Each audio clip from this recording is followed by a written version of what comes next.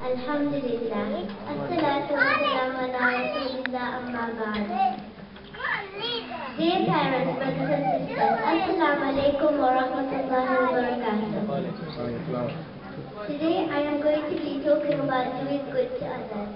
I prepared my speech in Western viewpoint of doing good to others as well as Islamic viewpoint of doing good to others, in which I'll clarify how do you define good, what is the motive of this, and consequences of this concept, inshallah. I'll begin my speech by quoting a few examples for you. Number 1, organizing a musical concert raised funds for tsunami. Number 2, Mamzur artworks, financial well-being of the family. Number 3, buying a house and mortgage which involves riba. Number 4, fighting in the path of Allah. Which of the aforementioned are correct examples of doing good to others? Any guesses? Well, if you listen to my speech carefully till the end, you will be able to come to the correct answer on your own.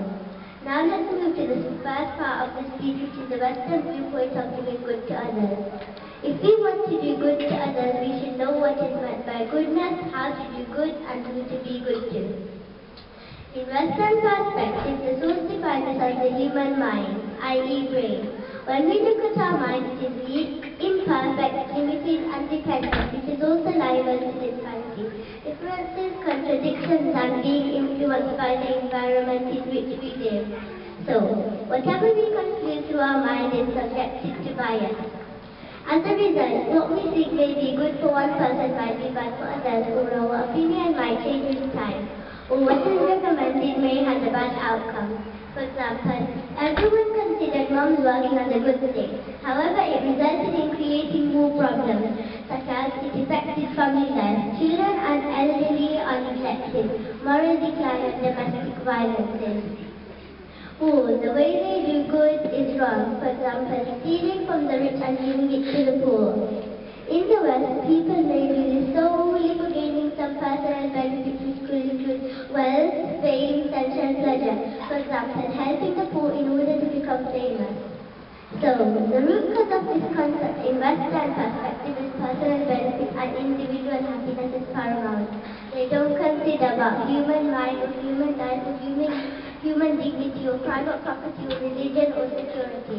There are so many problems caused by this concept, such as war, murder, drug addiction, alcoholism, moral decline, negligence of elderly, family breakdown, poverty, racism, envy, etc. Now let's move to the second part of the speech, which is the Islamic perspective of doing good to others. When we look at the Islamic perspective of doing good to others, it is basically linked to our belief, Aqidah. We as Muslims accept Allah subhanahu wa ta'ala as our creator, who is eternal, independent, unlimited, and perfect.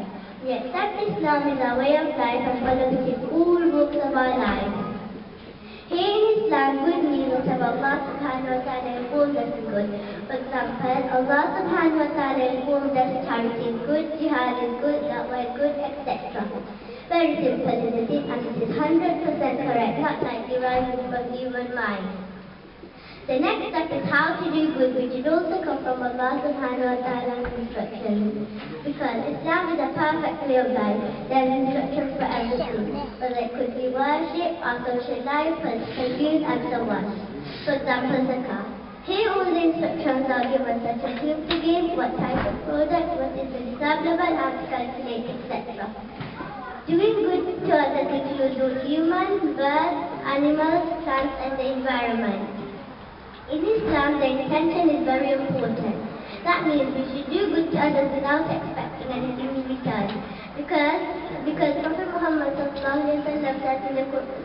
in a hadith, إِنَّمَا الْأَعْمَالُ بِالنِّيَّاتِ, which means actions are according to intentions.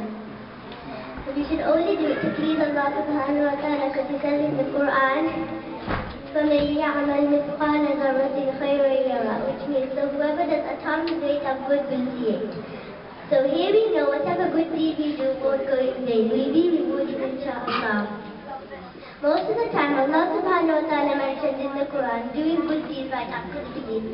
So we can see how important it is in Islam. And he mentioned more than 50 times, and I'll mention a few of them.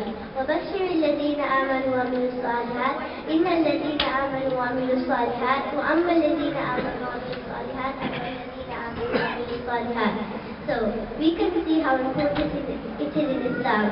Islam not only encourages us to do good to others, but also in some areas it compels us to do good, which becomes our duty. For example, Islam compels us to do good to our parents and also help their friends. And it says in the Quran, in Surah Nahl, verse 90, إِنَّ اللَّهَ يَأْمُرُ بِالْعَدْلِ وَالْإِحْسَانِ, which means, indeed, Allah orders justice and good conduct. Today, we can see in the Muslim world and the rest of the world, people are oppressed and calling us for help, and we just sit at home, watch the news, but doing nothing about it. Islam also commands us to do that, one, spread Islam and implement Allah subhanahu wa ta'ala's rule and earth. Not only that, my dear brothers and sisters, there are some other areas where Islam commands us to do good to others, such as helping the poor and needy, looking after the orphans, being good to our neighbors, whether they are Muslims or non-Muslims, contributing to society, protecting the environment, helping our relatives and maintaining good relationships, etc. I could go on and on, but time doesn't permit me. Now let's all try to imagine a society where people do good to others without expecting anything in return. What kind of society would it be like? I can imagine a society where people are safe and secure. Their rights are protected.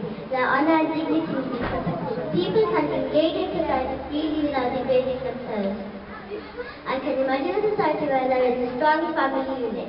Children and elderly are looked after with love and care. Mums and dads and aunts and uncles all appreciate each other and help each other. I can imagine a society that all our Muslim brothers and sisters will be united as one ummah, revived and flourished. People, both men and women, are educated. New inventions contribute to society and people are liberated. The fact that I imagine all of this doesn't confuse that it's just a fairy tale. This is exactly what happened in the history.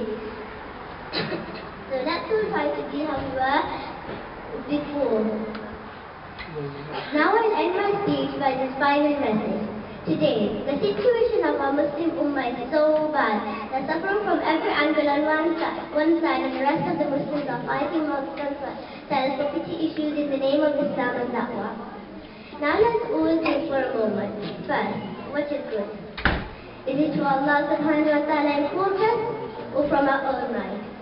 Secondly, the way we do it. Is it from the Quran or Sunnah, or from our own mind? And finally, the intention.